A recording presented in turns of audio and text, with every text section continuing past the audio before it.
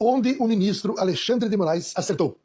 Ele é hoje, ao mesmo tempo, condutor do Supremo Tribunal Federal, governador-geral do Brasil e único brasileiro que tem o poder de revogar, mudar ou escrever leis por conta própria, sem necessidade alguma de aprovação do Congresso Nacional. É óbvio, a essa altura, que acertou em alguma coisa para chegar ao lugar em que está. Provavelmente acertou muito, e em muitas coisas. Ninguém consegue se tornar o homem mais importante de um país com 200 milhões de habitantes e PIB de quase 2 trilhões de dólares, segundo o FMI, cometendo erros, ou mais erros do que acertos. Pode-se gostar ou não gostar do ministro, como ele próprio comentou em relação à lei que permite o indulto presidencial. Mas o fato é que ele manda e todo mundo obedece, a começar pelo presidente da República. E se mandar mais, vão obedecer mais. Alexandre de Moraes hoje decide mais do que o Congresso Nacional inteiro. Decreta pessoalmente ou através de outros ministros que leis aprovadas legitimamente pelos deputados e pelos senadores não valem mais. Ou cria as leis que os parlamentares não aprovaram, mas que ele simplesmente quer que existam. Como é o caso agora da lei da censura na internet. Ele vale sozinho mais que as 3 forças armadas juntas. Pode fazer e faz coisas ilegais. Prende cidadãos, bloqueia contas bancárias, viola o sigilo de comunicações, nega o exercício de direito de defesa, dá multa de 22 milhões de reais a um partido político de oposição, proíbe qualquer pessoa ou empresa, qualquer uma, até mesmo do Congresso, de se manifestar pelas redes sociais. Ele eliminou as funções do Ministério Público. Enfiou na cadeia um deputado federal na vigência de seu mandato. Indiciou pessoas por conversarem num grupo de WhatsApp. Comanda, no momento, 2 inquéritos ilegais de natureza política, que podem ser 6 ou até mais. São tantos que ninguém consegue mais fazer a conta exata. Nos quais se processa qualquer tipo de crime que o ser humano possa cometer. Tudo junto e tudo misturado. Do golpe de Estado ao passaporte de vacina. Ele criou e usa algo que não existe no direito universal, o flagrante perpétuo. Muito bem, um homem assim manda ou não manda mais do que todos os outros. A ascensão de Moraes ao topo da vida pública brasileira não aconteceu por meios comuns. Ele não teve uma campanha eleitoral milionária, com um fundo partidário, apoio fechado do TSE e outras vantagens. Aliás, não teve um único voto, e nem precisou.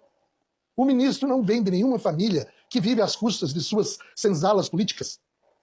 Não é um bilionário como esses banqueiros de investimentos de esquerda que vivem dando entrevistas na televisão.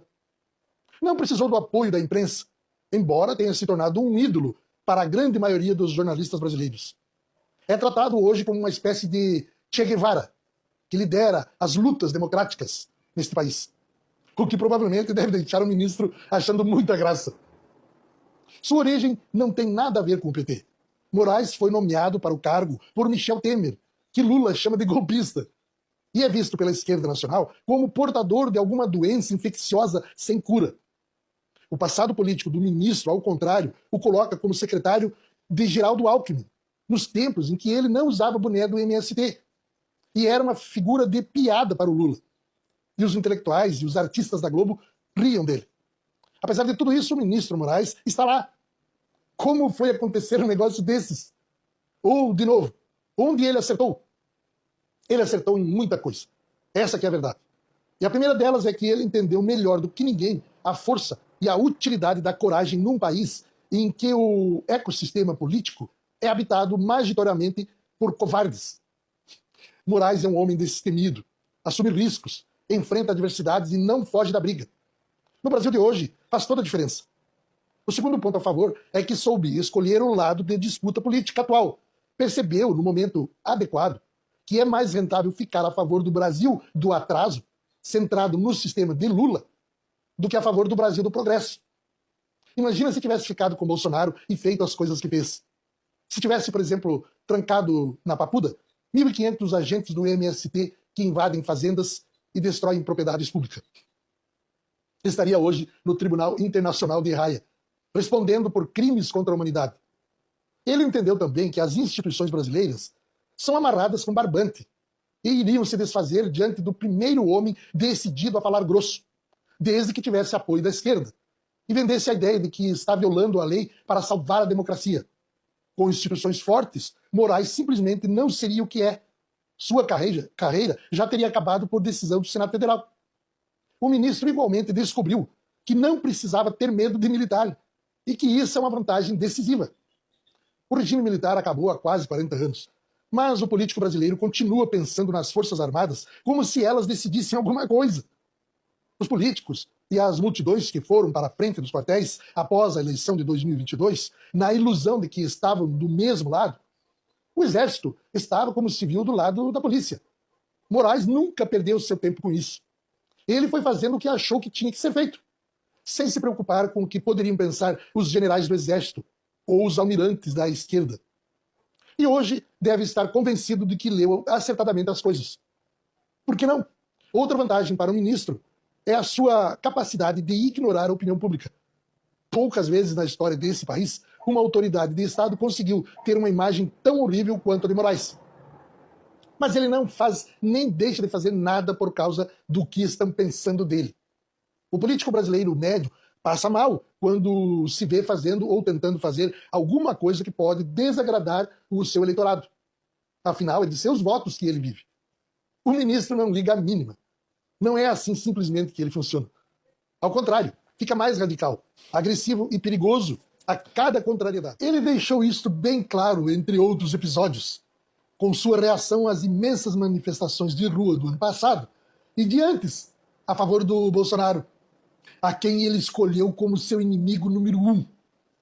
Em vez de se assustar com aquelas multidões todas, resolveu meter as multidões na cadeia. Deu certo. Afinal, no dia 8 de janeiro, ele conseguiu prender 1.500 pessoas de uma vez só, como exemplo para todo mundo. E de lá para cá, ninguém mais pensou em acampar na frente de quartel. Para o ministro Alexandre de Moraes, gente na rua é uma turbina sem potência.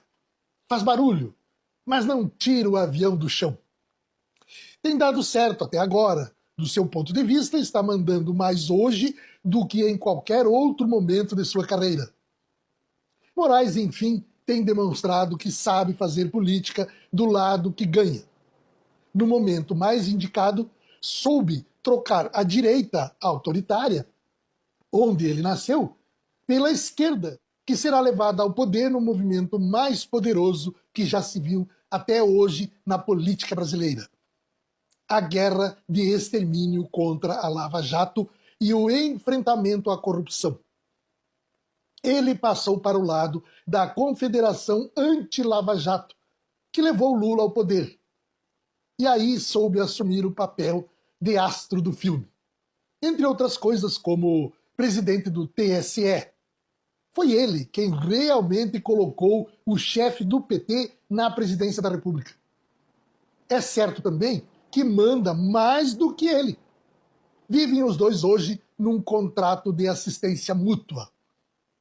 Moraes dá proteção a Lula, defende os interesses de seu sistema e garante a segurança do universo lulista. É assim que o Brasil vai indo, vai indo.